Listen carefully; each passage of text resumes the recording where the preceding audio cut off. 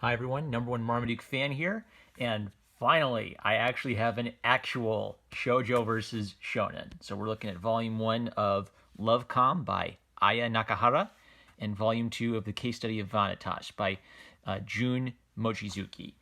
This is just going to be a short one because I really only have like one important thought for these two, and that's uh, have something happen. Uh, Now, the nice thing about manga is it's serialized, which means in each chapter it's meant to be kind of a standalone read, which means that every little chapter you kind of get a nice little beginning, middle, and end. And then they collect them together in these thicker volumes. And I always feel like in a volume of manga, after a few chapters, I should have a feel for something going down that's big. I should have a feel of build up, even if it's like a comedy where the whole point is there needs to be a status quo, then there needs to be so much consistent, laughter that I feel like, well, even if, I don't feel like there's a big epic adventure going on, I'm just so entertained by it that I want to come back and continue to be entertained by the hilarious hijinks. So maybe the thing that Lovecom has going against it is it feels like a romantic comedy with a strong status quo, where at the end of volume one, I feel like nothing has strongly progressed since the start of the book. Whereas Vanitas, I gave volume one a high recommendation. I thought it was a great start to a story, and then number two builds on that and promises me big, exciting things. This came out 2016, so I don't know if there's already an anime adaptation of it or something, but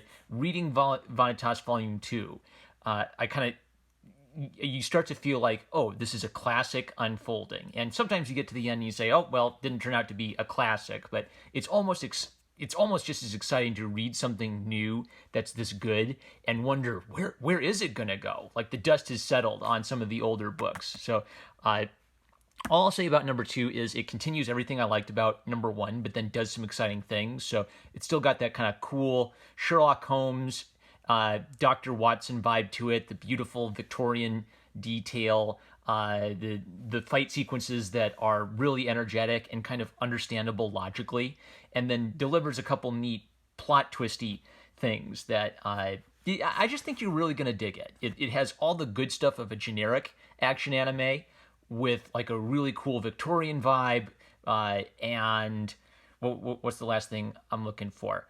And an original kind of like, where is it going to go? I want to know how this ends. So that's my review and high recommendation for the case study of Vanitas, Volume 2. Lovecom kind of gave me a little bit more to think about, maybe because I was enjoying myself, but at the end I didn't feel like super enthusiastic about it. What I like about Lovecom is the setup. So it's about two Japanese high school students who are sort of the equivalent of a Tsukomi, like a Japanese comedy duo. They're like Abbott and Costello to one another. So the girl, her name means Little Spring. Koizumi means Little Spring, but she's a big, tall girl. She's 5'9" and she's still growing. And then her, not her boyfriend, but the shortest boy in class, his name means Big Valley. It's like I don't remember, Oizama or something. And so the joke is like, oh, well, her name means little and she's big, and his name means big and he's little, right? And so they don't like each other and they're always roasting each other like a comedy duo, but they actually have a lot in common and a lot of similar interests. So even though they have no romantic interest in each other, like they end up on, the student council together, they're doing a lot of the same activities because they have almost parallel tastes. So are they going to fall in love? Will they? Won't they? And I think it's a really great setup because it allows them to have like these dual complexes where she has a complex about being too tall and he has a complex about being too short. And I really like that she kind of pays attention to him and starts to understand his perspective a little bit. I love it when a character kind of tries to sympathize with another character and maybe starts to understand, oh, hey, the world doesn't all revolve around me. She starts to realize that being a short man is kind of a curse. So even if she feels a little awkward about her height, being a short man is like something that sticks with you and you really want it to change. And she starts to admire him as a person when she starts to realize that he has this kind of composure and this dignity and this go-getter attitude despite his shortness. So I really like the setup of they seem like they should be together, but they don't have any romantic interest in each other. And then there's like all these hilarious hijinks where they decide, okay, I'll tell you what, I'll help you get that tall guy you like, and you help me get that short girl I like. And then it doesn't really work out. And instead of them getting with the person they want, then those two people they get together. It's hilarious romantic comedy hijinks, and there are a few gags that are like perfectly set up. So like she calls him a meathead and punches him in the face.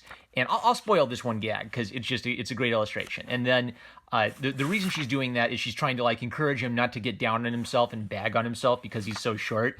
And then immediately she gets turned down by the tall Suzy Zuki dream boy that she likes, and she finds out that he has a crush on another girl. So then she's down on herself and bagging on herself and feeling pointless, and so then he punches her in the face. And I love that because it's a great setup and a great execution. And if you can make like a guy punching a girl in the face funny, it's a sign of, I don't know, like that sort of heightened ridiculousness of comedy. The reason this is funny is that they both have this really flamboyant, like they both just roast each other and bounce off each other all the time. It's that Han Solo, Princess Leia dynamic. I marked... Oh, okay. I really like how she's like a gamer girl, but this is perceived as like not a sexy thing at all. She's sort of looked at as like a weirdo because she plays video games enthusiastically. So I start to read her as kind of like a Vivian James sort of character, and she feels like an authentic. Oh, she's a girl who loves video games, and she doesn't feel like that kind of weird, I don't know, gamer girl meme. I never really understood what the problem was back in Gamergate. Like, people were complaining simultaneously that girls weren't welcome in video games and girls were fetishized for playing video games. And the whole point of Koizumi is that she's a little bit weird, and she obsesses over video games because she doesn't want to deal with her problems and ends up sleeping in class. So it's kind of like not a sexy thing about her, and I like it. I read her as an authentic type of person.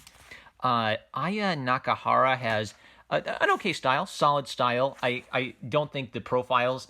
I noticed that the profile tends to be the weakest thing for a lot of people. So the comic art is adequate. It's good for, funny comedy writing. There are a few interesting twisteroos, like she thinks that the short boy is trying to be like tiny and cutesy on purpose to attract girls' attention, but he actually just wants to be perceived as a man despite his short height. So... and like there's this really cute back and forth between them at like the Japanese summer festival. Great. I don't know. This is about where I started to stretch and say, okay, I kind of get it. Oh, okay, more hijinks, and they're still not together at the end. So I wish that something big happened. I wish that by the time I got to this point, I would have felt like, okay, this romance or this relationship is going in an interesting direction. I thought it was interesting that this got adapted into a PlayStation 2 game. That really dates this, huh? And yeah, I'm going to check out...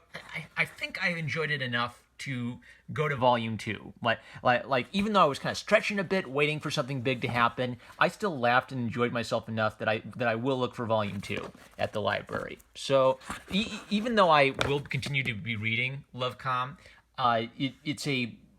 it almost lost me because not that much happened in Volume 1.